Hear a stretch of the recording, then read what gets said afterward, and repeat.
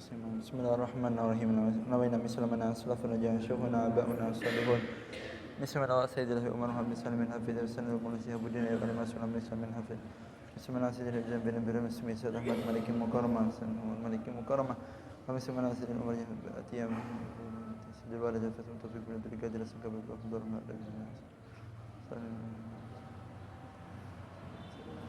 اللهم اتنا في ندي وهلكنا في اهلك ونساجد المنتهي الى الزكاه في رجال سعدمه واجعل كل ما امنا في رجال سعدمه مما يتقرب بنبيك محمد صلى الله عليه وسلم ومن بسبب الكبرى يوم لقاءك مرحمين اللهم انزل على الميسين هداك ما انزلت الى مجلسهم من الخيرات والبركات والفتوى والمدد والهدايه برحمتك يا الراحمين اللهم افتح علينا فتوى الالفين وارزقنا فما نبينا كبد المرسلين من ملك المبين شبك المسلم بالهدد والى حضره النبي محمد صلى الله عليه وسلم الفاتحه أعوذ بالله من الشيطان الرجيم بسم الله الرحمن الرحيم مالك يوم الدين إياك نعبد وإياك نستعين اهدنا الصراط المستقيم صراط الذين أنعمت عليهم غير المغضوب عليهم ولا الضالين آمين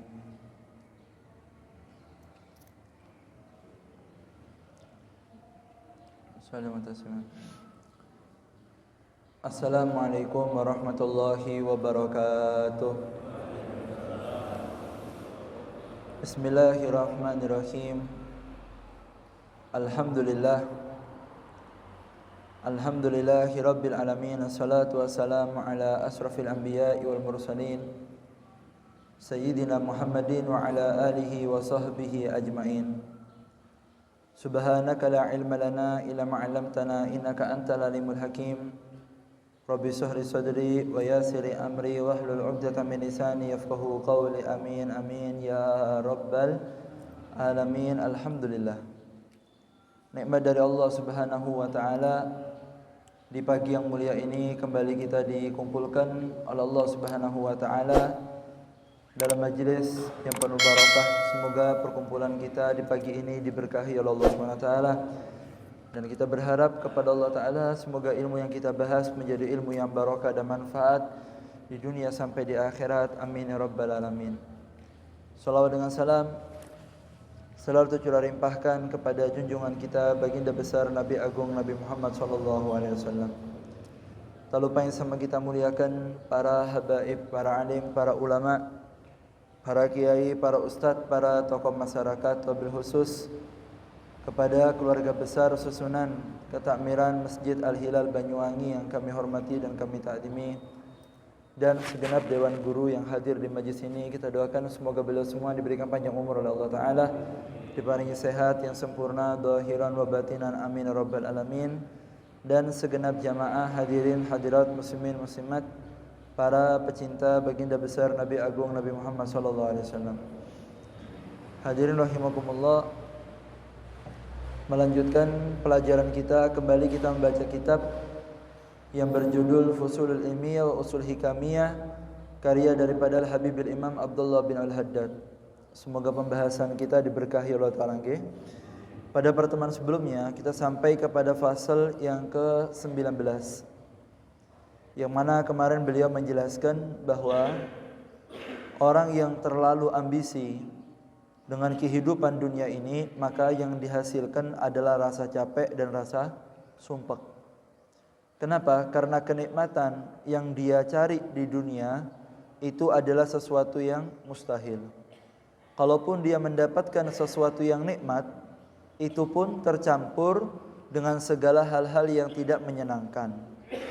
Maka dari itu, orang yang dia itu terus berupaya menghabiskan waktunya hanya untuk kesibukan ini, maka tentu orang yang semakin sibuk dengan hal ini, maka yang terjadi akan semakin banyak pula rasa sumpek yang Allah titipkan di dalam hatinya. Kemarin juga dijelaskan bahwa orang yang dia itu berusaha untuk mengumpulkan urusan duniawi tetapi bukan untuk memanjakan hawa nafsunya, yaitu supaya dia bisa manfaat untuk orang lain, maka yang seperti ini akan terhindar dari kesumpekan. Kenapa? Karena tujuannya dia bukan mencari dunia, tapi mencari akhirat. Walaupun secara zahir kasat mata dia sibuk dengan pekerjaannya, tetapi hatinya disibukkan dengan akhirat. Artinya semua dunia yang dia dapatkan, dia harapkan supaya bisa mengangkat derajatnya dia ketika dia bertemu dengan Allah Subhanahu wa taala. Itu sudah kita bahas panjang lebar pada pertemuan yang sebelumnya ya. Semoga diberkahi Allah taala. Kita akan lanjut. Bismillahirrahmanirrahim. Qala musannif rahimallahu taala wa nafa'ana bi ulumi fid darin amin. Radhiyallahu ankum qala radhiyallahu anhu ilan qala wal fuqara wal masakin aqallun nasi hamman wa ghamman likillati ma yatlubuna min laddati dunya wa sahwatiha wa dhu'fu ragbatihim fi nailiha imma ikhtiyaran wa huwa halu zahidin wa imma ittiraran wa huwa halu dhu'afa alladhina la yuhaddithuna anfusahum bi naili umuri al-kabirah min umuri dunya hatta yatlubuhu wa yahrithu alayhi faqala lidzalika ta'abuhum wa hammuhum ila akhir ma qala radhiyallahu anhu wa arda. Wal fuqara wal masakin, adapun orang yang fakir, wal masakin dan orang-orang yang miskin, aqallun nasi hamman wa ghamman, maka mereka menjadi orang yang paling sedikit sumpek dan rasa sedihnya. Likillati ma yatlubuna min laddati dunya wa sahwatiha, karena sedikitnya keinginan atau ambisinya dia untuk mendapatkan keledatan daripada dunia dan syahwat yang ada di atas dunia. Wa du'fu rukbatihim fi nailiha, dan lemahnya keinginan untuk meraih itu semua. Sehingga beliau mengatakan di sini orang yang fuqara dan masakin tentu rasa sumpeknya lebih sedikit dibandingkan orang yang dia itu terus ambisi dengan urusan dunianya. Kenapa? Karena semakin dia itu mengurangi sedikit yang dia miliki, sedikit ambisi, sedikit upaya untuk meraih hal yang lebih, maka begitu pula sedikit rasa sumpek yang dia akan dapatkan. Tetapi ikhwani, orang fakir dan miskin yang dimaksud di sini adalah orang fakir dan miskin yang bertakwa kepada Allah Subhanahu wa taala. Artinya ketika dia diposisikan miskin atau dia diposisikan menjadi orang yang fakir, dia menjadi orang yang terima dengan kondisi yang dia dapatkan. Tapi hati-hati, terkadang-kadang rasa miskin itu lebih berbahaya daripada orang yang kaya. Walidzalik dalam riwayat Rasulullah sallallahu alaihi wasallam beliau mengatakan kadal faqru an yakuna kufran. Hampir, kata Kanjeng Nabi, hampir saja umatku yang tertimpa kefakiran dia masuk dalam ranah kekafiran. Dia masuk dalam ranah kufur. Terkadang kefakirannya itu menjadi sebab iman dalam hatinya itu hilang. Akhirnya ketika orang yang fakir ini tidak ridho, orang yang fakir tidak bertakwa, yang harusnya ketika dia menjadi orang-orang yang sedikit hartanya, sedikit kesibukannya, harusnya dia bersyukur karena sedikit hisapnya di akhirat, sedikit sumpeknya karena ngurusi urusan duniawinya. Ini kebalik, malah dia menjadi orang miskin, dia sumpek. Dia jadi orang miskin malah bingung pikirannya. Dia menjadi orang miskin malah tidak terima dengan posisi yang Allah berikan kepadanya. Sehingga orang miskin yang seperti ini lebih berbahaya kondisinya daripada orang kaya yang banyak hartanya, kata Nabi Muhammad SAW. Akhirnya naudzubillah min dalik, dia suudzon dengan Allah. Naudzubillah min dalik, karena kefakiran yang dia hadapi tidak sabar dan orang yang mendampingi tidak sabar, akhirnya dia menempuh cara yang haram. Sampai dikatakan oleh Imam Busiri dalam burdanya, beliau mengatakan farubba mahmasatin sarrun minat tuhami. Berapa banyak rasa lapar itu lebih berbahaya daripada rasa kenyang. Padahal orang yang kenyang itu berbahaya, karena orang kalau kenyang malas untuk ibadah, orang yang kenyang nafsunya bangkit dan seterusnya. Tapi terkadang beberapa posisi lapar itu lebih bahaya daripada kenyang. Lapar yang bagaimana yang bahaya? Yaitu orang yang lapar dan dia dalam hatinya tidak ada ketakwaan kepada Allah Ta'ala. Akhirnya tidak sholat, akhirnya tidak ibadah, akhirnya dia menempuh jalan yang haram. Akhirnya na'udzubillah min dalik, dia menipu, utang kanan utang kiri tidak bayar. Akhirnya dia melakukan hal-hal yang di luar dugaan, bahkan naudzubillah min dzalik, ada yang berani sampai menjual barang haram. Terjebak dia dalam narkoba, transaksi haram, bahkan yang perempuan hilang imannya, akhirnya dia jual dirinya. Dan seterusnya. Ketika ditanya apa penyebabnya? Faktor ekonomi, Habib. Seakan-akan dia tidak terima dengan rezeki yang dibagikan oleh Allah Ta'ala, padahal dia yakin bahwa rezeki yang dia dapatkan itu sudah sesuai dengan takaran dari zat yang maha cinta kepada kita, yaitu Allah Subhanahu wa Ta'ala. Nah, sehingga beliau mengatakan di sini, harusnya orang fakir itu bersyukur ketika dijadikan oleh Allah Ta'ala itu orang yang sedikit memiliki urusan duniawinya. Sehingga mereka para solihin, orang-orang soleh terdahulu, ketika mereka lihat uangnya semakin sedikit, buka dompet, kari 50.000 mamanya. Buka ATM, cek saldo, uangnya tinggal 100.000 mamanya. Itu kalau orang punya takwa dalam hatinya, dia akan senyum. Sambil mereka akan mengatakan, marhaban bisi'ari solihin. Selamat datang wahai siarnya solihin. Wal anbiya wal mursalin. Selamat datang siarnya para nabi dan para rasul. Selamat datang kehidupan yang pernah Allah berikan untuk para nabi dan para rasul. Jadi mereka bersyukur karena oleh Allah Ta'ala diizinkan mencicipi apa yang pernah dicicipi oleh para nabi dan para rasul, dan apa yang pernah dirasakan oleh panutan kita itu Sayyidina Muhammad SAW. Jadi ketika mereka pada posisi kepepet, keuangan menipis, mereka senyum, alhamdulillah. Ternyata begini ya, sulitnya begini.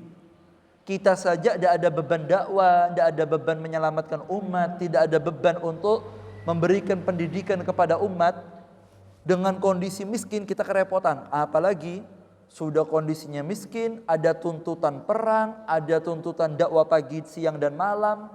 Mana harus ngopaini keluarga, mana sedikit mengopaini keluarga, masih ada tuntutan harus mengopain rakyat, ada pertempuran yang harus ditempuh dengan jalan kaki yang sekian kilometer dalam kondisi miskin.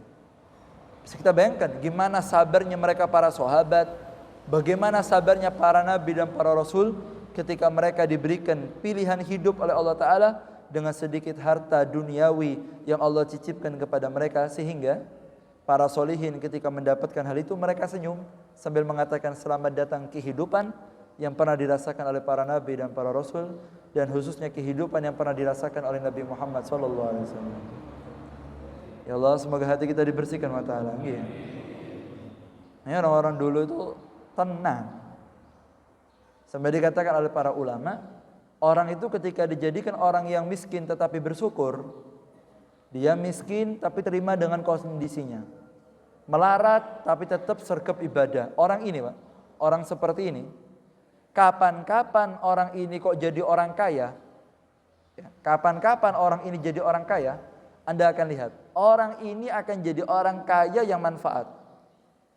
Tapi kalau sudah orang yang miskin tidak sabar, miskin gak sembahyang, miskin gak puasa Ramadan, utangnya akeh gak budal Jumatan, mari ngunum nyambut gawinnya repot, dia meninggalkan hal yang diwajibkan, bahkan terjebak dalam yang haram. Ini yang gini, kapan-kapan jadi orang soge, justru kerusakannya lebih banyak daripada keberuntungannya. Makanya dalam beberapa riwayat Nabi Muhammad SAW, ketika beliau menjelaskan tentang hal ini, apa kata Rasulullah SAW? Mengatakan kepada keluarganya sambil mengangkat tangan membaca doa, Allahumma rizuk al-Muhammad kuta. Ya Allah, berikan rezeki untuk saya dan anak istri saya cukup hanya untuk 1 hari. Kalau memang ditakdir besok hidup, kasih rezeki Allah. Dan jadikan rezeki yang kami terima ya Allah untuk saya dan anak-anak ini ya Allah hanya cukup untuk hari itu saja.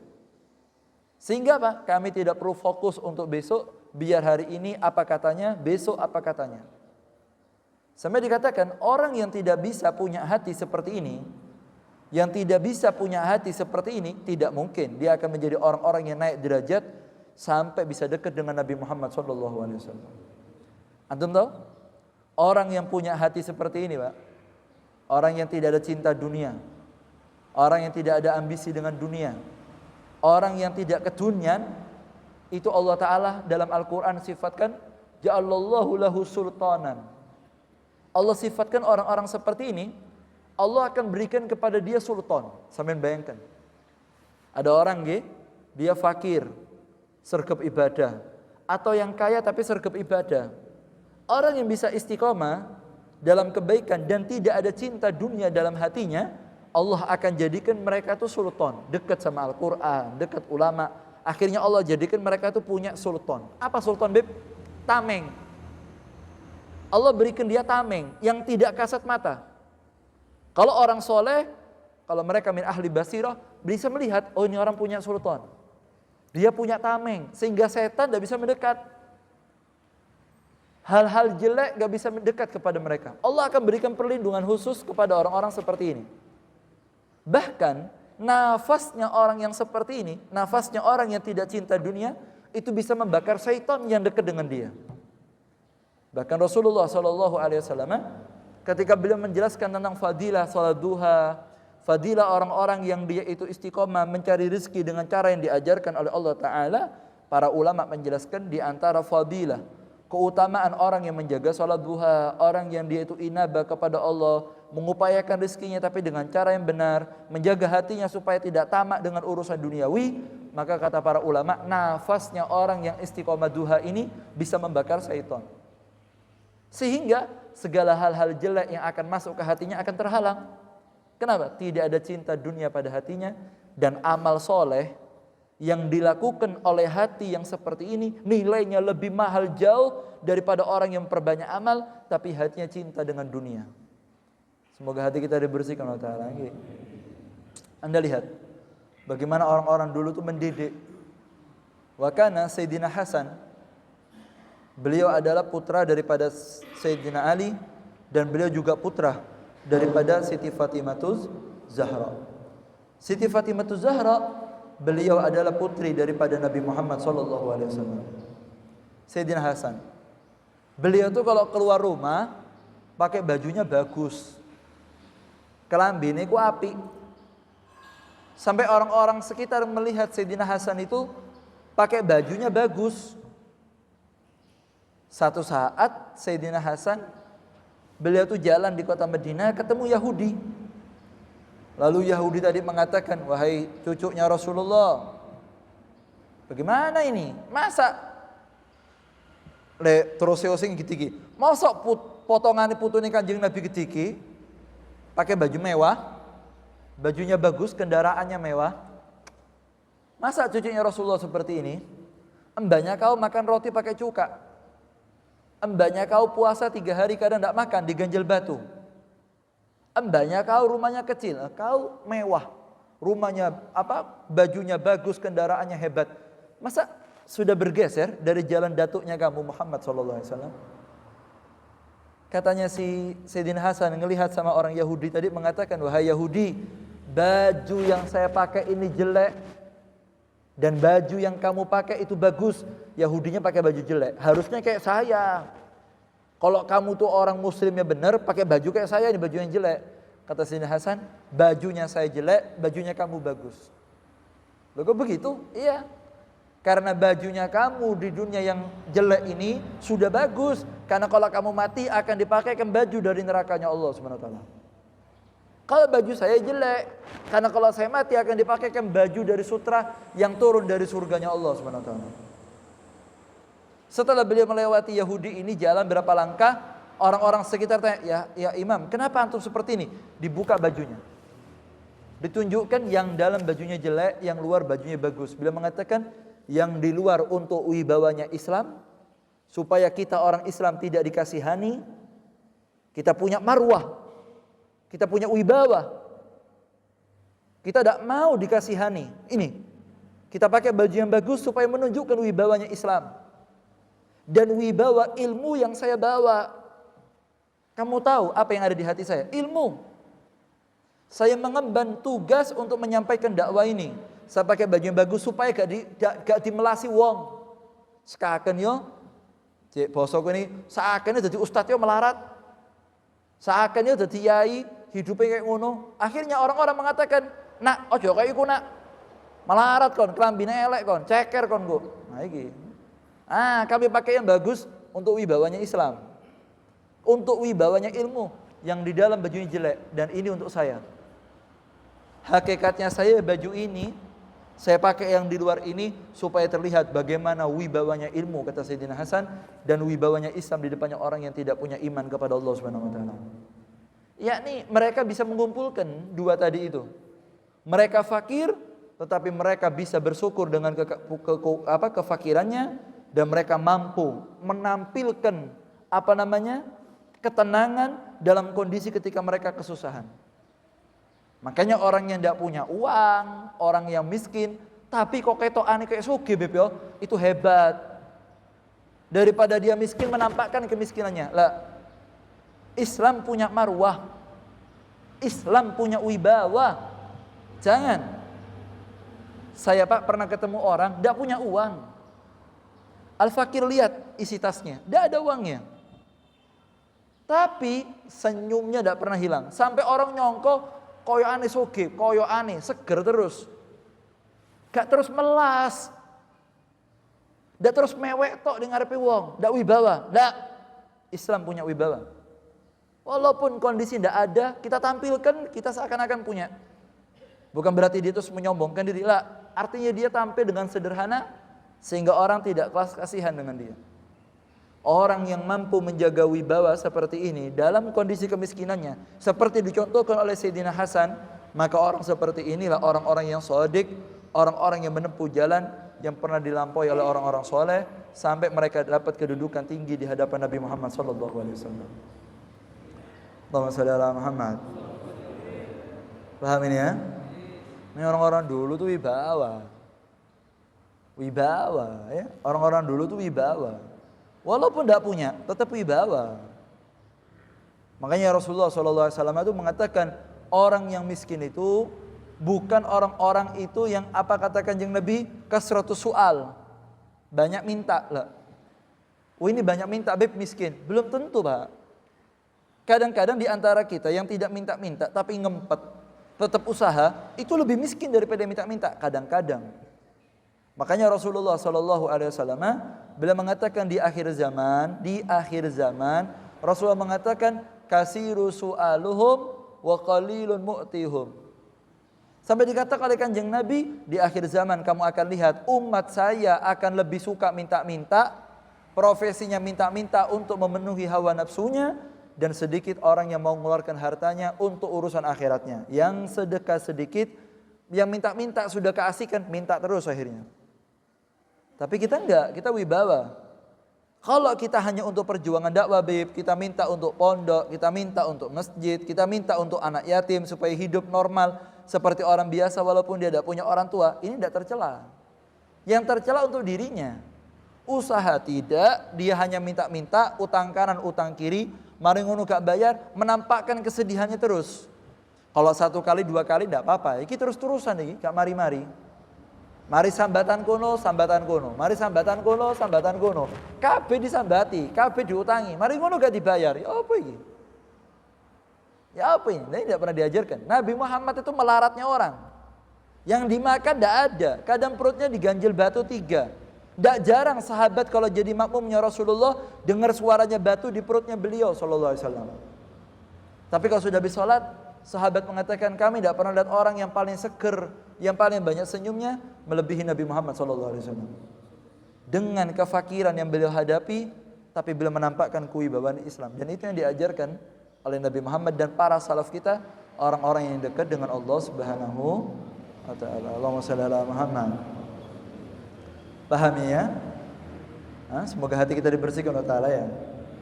Emang orang-orang yang zuhud ini penting. Penting. Di zamannya Nabi Isa itu Pak, di zamannya Nabi Isa, ya, di zamannya Nabi Isa alaihi salam, beliau itu melihat ada hawariyun ibadah, sholat, ngaji, gitu ya, dzikir. Ternyata ketika kelompok tadi itu ibadah hebat, ada satu orang yang tidak ikut ibadah, tidur. Dilihat sama Nabi Isa, loh, kok turut dhewe iki, sing liyane sregep ibadah iki kok turut tok iki. Dibanguni. Aja ngantukan, apa meneh wene pengajian, menjelik. Mau kono Habib cengar teko kiai ini miring-miring iki. Ya gitu ngono jare ini Nabi Isa, bangun. Yang lain ibadah kamu kok tidur. Apa kata orang yang tidur? Ya Nabi Allah, saya sudah ibadah melebihi mereka. Ibadah apa kamu? Menturu kok ibadah. Katanya orang ini, aku hari ini wahai Nabi Allah berhasil menghilangkan cinta dunia dari hati saya. Aku ndak kepengin ambil dunyane wong. Gak iri aku ambil dunyane wong. Ndak gregetan ambil dunyane wong. Bersih saya ndak kepengin sama duniawi. Ndak ada saya syahwat sama duniawi lagi, ndak ada. Katanya Nabi Isa, betul kamu?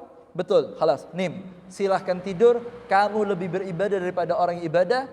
Tapi kalau mereka sujud, tapi hatinya masih cinta sama dunia, nilainya tidak setinggi kamu yang tidur, tapi hatinya tidak ada cinta dunia, kata Nabi Isa alaihissalam. Artinya bukan berarti tidak sholat, ibadah, walaupun tidak banyak sunnah, tidak banyak dzikir dan macam-macam, tapi hati yang bersih dari penyakit hati ini lebih tinggi nilai ibadahnya dibandingkan orang yang banyak ibadah, tapi cinta dunia, haus kekuasaan, haus pengakuan, maka tidak akan bernilai sedikit pun di hadapan Allah Subhanahu. Semoga kita dibersihkan oleh Ta'ala ya. Orang-orang dulu tuh bagus. Kadang-kadang dikatakan Imam Haddad, beliau mengatakan imakhtiyaran wa huwa haluz zadhidin. Terkadang mereka para solihin mengambil fuqara dan masakin, kehidupan fakir dan miskin, karena mereka memilih. Sebetulnya mereka kaya, cuma mereka lebih memilih posisi fuqara. Hada zahid, ini orang yang zuhud. Banyak guru-guru kita kaya, banyak uangnya, tetapi mereka lebih memilih gaya hidupnya orang fakir. Tidur di bawah, kemudian makan sederhana, uangnya punya. Begini, al-iqtisad, ini penting didengarkan. Membiasakan hidup sederhana itu perlu walaupun kita dalam kondisi cukup. Contoh, uang banyak, buka ATM di atas 5 juta, ini kategori banyak ini. Tetapi kita membiasakan diri dengan kehidupan yang sederhana, itu penting. Contoh, sehari-hari yang dimakan yang sederhana, cara hidup kita sederhana, tidak berfoya-foya, tidak kita menggunakan stylish hidup yang lux, yang mewah lah. Walaupun kita punya, tapi tetap kita milih kondisi yang sederhana. Nah, yang begini ini lebih mendidik kepada hati. Ada juga orang yang fakir dan miskin, ya memang dia fakir miskin, karena sudah pilihannya seperti itu, dan orang-orang yang lemah. Sehingga alladzina la yuhaddisu anfusahum binaili umuri kabira min umuri dunya, sehingga mereka orang-orang yang tidak memaksa nafsunya untuk meraih daripada hal yang banyak daripada urusan duniawi, sampai mereka perlu ngoyoh, perlu capek dengan itu. Apa yang terjadi? Faqalla lidzalika ta'abuhum wa hammuhum, maka dengan kondisi hati yang seperti ini, semakin sedikit capeknya dia, semakin sedikit payahnya dia, sehingga lebih banyak tenang dalam hatinya. Dan itulah yang dirasakan para solihin ketika mereka menghadapi kehidupan dunia yang singkat ini untuk meraih kebahagiaan ketika bertemu dengan Allah Subhanahu wa ta'ala. Allahumma shalli ala Muhammad. Paham ini nggih? Paham nggih? Nah, sama ulama dikatakan orang yang punya sifat ini, Pak, ini terakhir ini. Orang yang punya sifat ini, yang mampu mendidik hatinya, membersihkan jiwanya, dan tidak mungkin itu bisa dirasakan kecuali dididik oleh guru-guru yang soleh, yang membantu dia untuk menghilangkan cinta dunia dari hatinya. Bisa dengan doanya orang soleh tadi, atau dengan nasihatnya, atau dengan kita ditunjukkan praktek kehidupan langsung oleh mereka. Nah, kalau orang bisa punya hati ini, Pak, kalau saya sama jenengan punya hati seperti ini, dalam umur dunia yang pendek, maka kita akan bisa mendapatkan hakikoh. Hakikat itu bisa didapat kalau kita menjalankan syariat dan menjalankan thariqah. Thariqah itu apa, Beb? Langkah hidup untuk membersihkan hati dari segala penyakit. Kita akan dapat hakikoh. Para ulama mengibaratkan begini. Syariat itu seperti kapal. Ya. Kemudian thariqahnya itu seperti laut. Mutiara yang ada di laut itu bagaikan hakikoh. Artinya, orang yang dia itu tidak naik kapal, lalu dia masuk ke laut yang dalam, maka dia akan mati. Mau bertahan berapa lama orang di atasnya laut kumambang? Kram kedelep engko. Mbok kram sikil apa kram wetenge kan gitu kok. Akan kram, mati dia. Atau orang yang dia itu punya kapal tetapi dia tidak mau jalan menempuh lautan, ia tidak bakal sampai kepada mutiara. Tidak bakal sampai kepada mutiara. Begini, orang yang dia itu artinya hanya dengan syariatnya saja, yang penting saya sholat beb, yang penting saya pengajian, yang penting saya puasa, sepenting yang ibadah tok. Tetapi langkah untuk membersihkan hati, langkah untuk mensucikan jiwa tidak dia tempuh, itu kayak kapal parkir nih pelabuhan gak gelem melaku. Ya tetap yang tempat, tidak sampai mana-mana. Orang yang dia berusaha masuk lautan, saya membersihkan hati, beb, tapi tidak sholat, kedelep ini. Atau orang yang naik kapal, nyampe di tengah laut, dia turun, halak, dia akan hancur. Terus bagaimana yang betul? Terus naik kapal. Jangan keluar dari kapalnya. Syariatnya dijalankan terus. Berjalannya kapal, kita akan menghadapi ombak, lah itu. Gelombang-gelombang kehidupan tadi itu untuk melatih kita bagaimana menyikapinya dengan baik sambil kita hadapi dengan hati yang bersih. Setelah itu akan tiba saatnya ketika kapal itu berjalan sesuai syariat dan thariqah pembersihan jiwa kita lalui dengan bimbingan para guru yang soleh, akan tiba masanya. Kalau sudah pada titik di bawah itu ada mutiara, Allah akan berhentikan sendiri kapal itu. Lalu Allah akan ilhamkan kepada kita untuk masuk, untuk ngambil mutiara tadi itu. Sehingga ketika orang dapat mutiara ini, dia sudah mendapatkan hal yang paling berharga di dunia ini, yaitu ma'rifatullah, ketenangan diri ketika beribadah kepada Allah Ta'ala. Dan itu hanya bisa dicapai bagi orang yang menjalankan syariah dan dia menempuh thariqah pembersihan jiwa. Di situ dia akan merasakan nikmat yang paling nikmat di dunia ini, yaitu kedekatan dengan Allah dan kedekatan dengan baginda besar Nabi Muhammad SAW.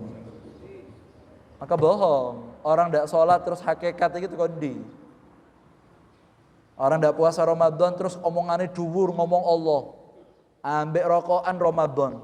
Kontrole apa cak? Allah nyedot Marlboro kelendi iki. Ramadan ngombe kopi. Allah ya Allah. Allah apa nih? Wih, ini anu beb hakikat dari mana? Santriwatinya salaman dikasih no. Apa iki?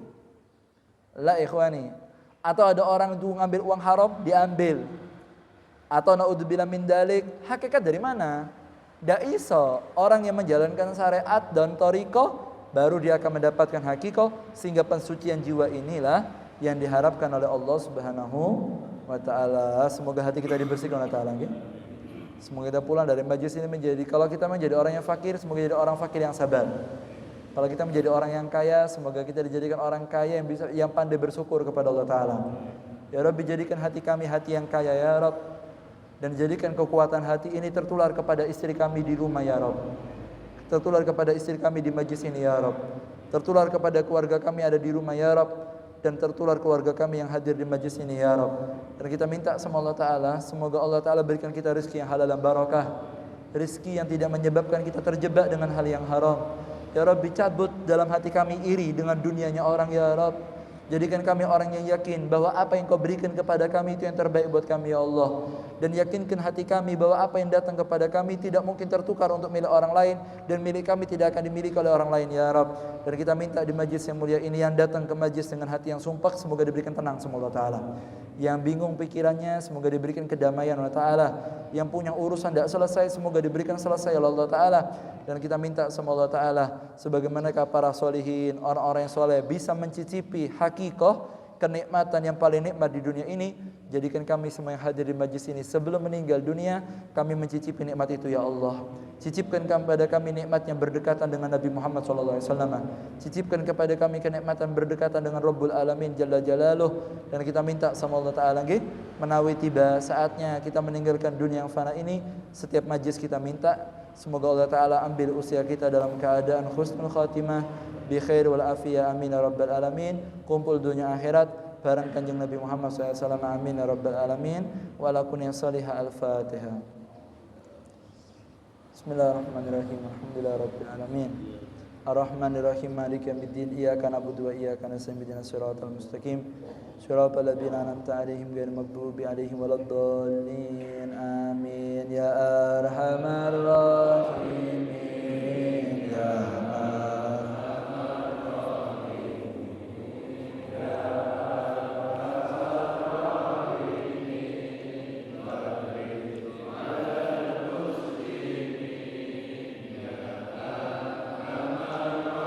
Ya Allah, ya Arhamar Rahimin, ya Arhamar Rahimin, farij muslimin, ya Arhamar Rahimin, ya Arhamar Rahimin, ya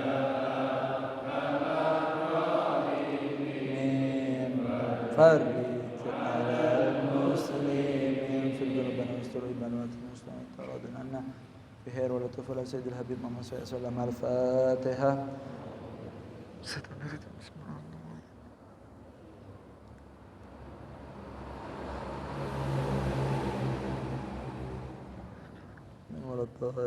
Semoga jadi ilmu yang barokah manfaat. Kurang lebihnya saya mohon maaf. Hadirin wa la faminkum. Assalamualaikum warahmatullahi wabarakatuh.